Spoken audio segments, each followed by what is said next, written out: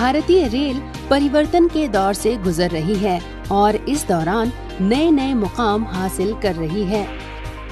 पश्चिम बंगाल के बैंडेल जंक्शन में पूर्वी रेलवे के तहत स्थापित इंटरलॉकिंग सिस्टम को भी आधुनिकता का जामा पहनाया गया है। यहाँ अब पहले वाले मैनुअल इंटरलॉकिंग सिस्टम की जगह मॉडर्न इलेक्ट्रॉनिक इंटरलॉकिंग सिस्टम काम करने लगा है।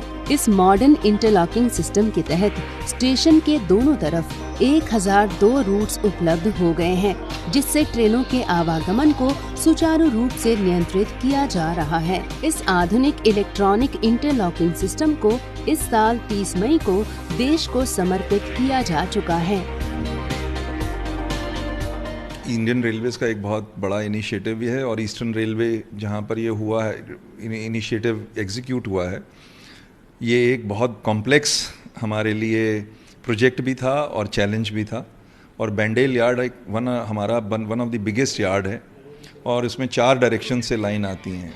ईस्टर्न रेलवे ने अपना इनिशिएटिव लेके उसको पूरा अकम्प्लिश किया और 30 मई को न्यू इलेक्ट्रॉनिक इंटरलॉकिंग, जो कि ना इंडियन रेलवे के ऊपर बल्कि पूरे एशिया की बिगेस्ट इलेक्ट्रॉनिक इंटरलॉकिंग है और वर्ल्ड की वन ऑफ द बिगेस्ट है।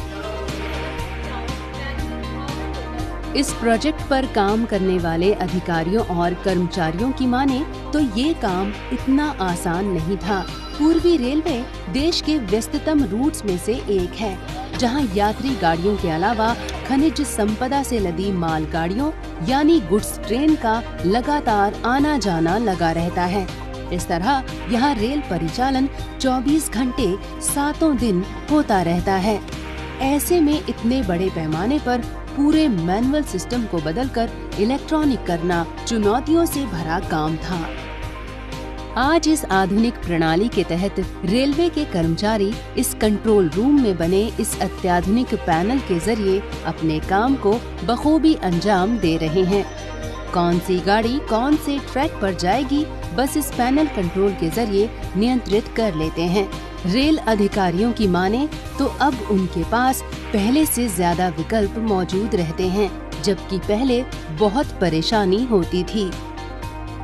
भारतीय रेल के इस बदलते स्वरूप से यात्रियों और मालगाड़ियों के आवागमन को काफी लाभ हो रहा है। भारतीय रेल न सिर्फ आधारभूत ढांचों के नवीनीकरण का काम कर रही है, बल्कि थकावट भरे मैनुअल कार्यों को आधुनिक प्रणाली में भी स्थानांतरित करती जा रही है। या यूं कहें कि भारतीय रेल हर रोज नए भारत की रेल के तौर पर स्थापित होती जा रही है।